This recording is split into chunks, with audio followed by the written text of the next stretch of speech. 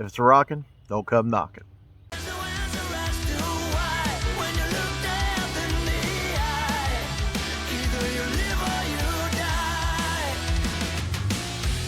Up, got a battery that keeps me awake.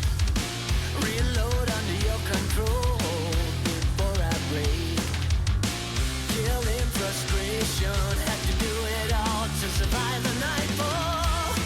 When you fight against the time and you're about to lose your mind, it's easy to cross the line. There's no answer as to why when you look death in the eye. Either you live or you die. Hey boys and girls, Tony here from Rolling the Bullets. Today we're going to have an adult conversation, so if you're under 18 years of age, please turn this video off, do not watch. So ladies and gentlemen, we're going to talk about sex. Yes, sex in the RV. This is posed for some questions we get. So we get the question, does people actually have sex in their RVs? Do people actually have sex in their RVs while they're in an RV park? Well, the answer to that is absolutely yes, 100%. Just because we're old doesn't mean we're dead. Now, there's a lot more younger generation out here camping with us as well, so you know it's happening just as well. It might be happening a little bit more frequently with the younger generation, but you know it still happens. I don't know, it just depends on who you ask. But yes, absolutely 100% sex does happen in an RV. So if you if you see it rocking, don't come knocking.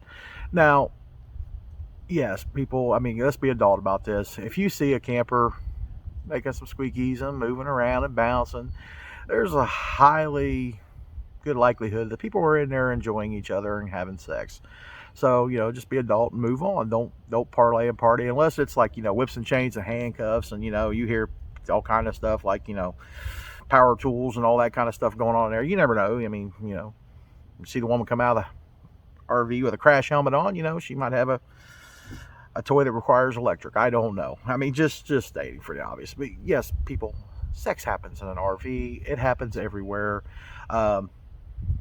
Hopefully not in a family campground where everybody's out enjoying the day and you decide to get you a little something. But yes, people, sex does happen in an RV. And honestly, you know, you'll find more places with the 55 and over crowds that sex is one of those things that it happens on a very regular basis, and you just need to be adult about it and just keep moving. Don't stop and, you know, take stock of what's going on unless you really need some pointers or something. But yes, people, sex happens in an RV. You know, it's a natural thing. Not to make light of it, it's a natural thing. Everybody, if you're with somebody, you love them, you still enjoy each other, even after all these years, you're still going to do these things. So to be that naive that you wouldn't think that sex happens in an RV, I just kind of mind blown that people don't really think that happens. But like I said, back to the 55 and older RV parks and stuff like that. Yes, there is one instance. We were at an RV park out in, I think it was Arizona. They actually had to put cameras up to keep track of the people who were doing things in public areas when they shouldn't have been doing things. So they all had a little meeting around 2 o'clock in the morning to get together and do the nasty. And I don't know if there was swapping going on, but you know, that very well could have been. There was a lot of flamingos in that park. Let's just put it that way. And if you don't know what the flamingo significance is to that comment, look it up. Do yourself a favor. It might make your willingness to talk to certain neighbors a little more to be desired, or what you could be getting yourself into. Now, you know, but back to that, you know, when they take steps to actually put out on the board, they're explaining to older folks about, you know, sexually transmitted diseases and things like that. You know, you're in a park that likes to party. But, you know, it's honestly, it's something that I don't think at any age you're really going to get out of unless you just physically can't do that. At least for, you know, my age group, you know, hey, the mood strikes you, you're going to do whatever feels natural, you know what I'm saying? But, you know, this is something to think about. Yes, of course it happens. You know, is there some sort of camping etiquette? Yes, there probably should be. Especially if you're like right next to another camper, you should probably be a little bit more toned down, a little bit more, you know, I guess on the quieter side. But we have been places where people have just had a knockdown drag out. You can hear them for 5 or 6 sites away. Yeah, now, it's comical to, to listen, or creepy. Take your pick. But, you have, sometimes you have no choice but to overhear these things. And, it's just a natural thing of life, guys. But yes, there should be some sort of etiquette to kind of tone it down a little bit. Don't get all too crazy. But when the moments, you know what, you're just gonna do what you're gonna do. So other people just need to be adult about it and kind of move along, go about their business. Don't make too much um, emphasis on what's going on over there. Don't go pointing it out like, oh my God, did you see Joe Bob and Wendy Joe over there? God Almighty. I thought the earth was moving over there or something. Well, it might have been for them, but you don't have to point it out to every asshole in the campground. Well, you might have to point it out to some of your friends in the campground. Did you see that? Oh, or did you hear that, rather? But, no, seriously, in all seriousness, it does happen. You just kind of got to be adult about it and just kind of go on. But don't think for 1 minute that doesn't happen in RV parks. Yeah, it's something you need to be prepared for if, I guess, if you're not, what's the word I'm looking for here to make this politically correct? Oh, God. If you've lived a sheltered life, sometimes you might want to, you just keep moving. I mean, that's really what it's all boils down to. But yes, sex happens in the RV. One of the other goofy questions that we get quite a bit, and what gets me is like, this is, complete off sex here now. This is back to, do you guys actually use your RV? Do you have a toilet in there? Yes, we have a toilet. We're not out here shitting in the field. We're not, just hunkering over like a dog, with a little bag. The other one follows behind the other one and picks it up. We're not doing that. We're not animals, folks.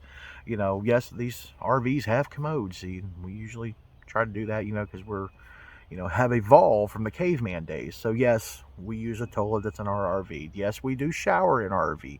It's not just a big bunch of dirty people living in RVs that don't shower and don't use restrooms and wash their hands, after wiping their hind end. Yes, folks, we all do these things.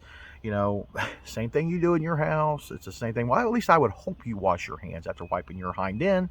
And I hope you're not pooping in your backyard. But, RVers don't do that kind of thing. Granted, there might be some that do that kind of thing, but most generally, we're just normal people.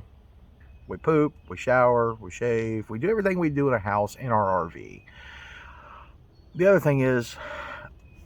other one is, do you actually meet friends along the way? Yes, we meet lots of people. We meet lots of interesting people. Now, COVID, that kind of slowed things down about actually meeting a lot of people. And, but still, even when you meet people when COVID's not around, you still got to be kind of watching out for people, because not everybody's always what they seem. They could seem like they're the nicest person in the world. It could be John Wayne Gacy when you ain't paying attention, or looking. But see, you just got to be mindful and use your gut instinct when you talk to people to kind of see what kind of person they are and judge their character accordingly. But most generally, most RVers are very nice people that you can get along with. And yes, you do make some long-lasting friendships out here. We've met tons of people that I consider friends for life. I mean, that's honestly how I feel about these people. And I would do probably things for them that I would do for my own family, and that's that kind of camaraderie you have out here when you're a full-time RVer. There's always somebody willing to help you. So, that whole thing, back to this other question we got was, do people really help out other RVers? Yes, they do. A lot of RVers will help another RVer, especially if they're stumped or having an issue somewhere. Everybody's willing to lend a hand. Now, a lot of us older guys, we're not going to do the work for you if you have a problem, but we will at least give you the knowledge to repair your own rig or do something, if we have knowledge on how to do that. Or we might even throw you a hand and actually help you turn the wrench on it and get something fixed. But that's the kind of lifestyle when you're living full-time RV. It's a community. It's a very strong community of tight-knit people who love what we're doing. We love being in nature. We love seeing different sights. So yes, there is a great way to make friends out here being a full-time RVer. One of the other questions we get is, what do you do with a dog while you're traveling? Do you put him in the RV? Why would you do that? Is it safe to put him in the RV? You probably shouldn't travel with your pet in your RV, honestly. I mean, a cat in a cage, yeah, but personally, I think, you should treat your pet as a family member, keep them in the vehicle with you. That way, you know for a fact they're not getting overheated. Uh, they're not bouncing all over the place, slamming into walls and things like that. For one, it's just, would you put a child back there? I mean, I would hope you wouldn't, but there might be some people out there. I'm just telling you now, it's child endangerment. Do not do that. That is wrong. So don't do the same thing with your pets. Keep the pets up there. That way, where they're happy, they're in good shape and good health. So no, we do not travel with our dog in the RV. When we're going down the road, he's sitting in the vehicle with us. So I would advise you do the same with your animals. Now, of course, if you travel with a horse or something, he needs to go in a horse trailer, or so come on, use common sense. A snake or whatever, yeah, you might not want that slithering around in your vehicle, but who am I to judge? I'm not here to judge you. If you want a snake crawling around in your vehicle with you, whatever, or rat. Me personally, I'm cool. I'm good. Not my kind of pet. But anyway, people, use common sense here. You don't. There's just certain things you don't do.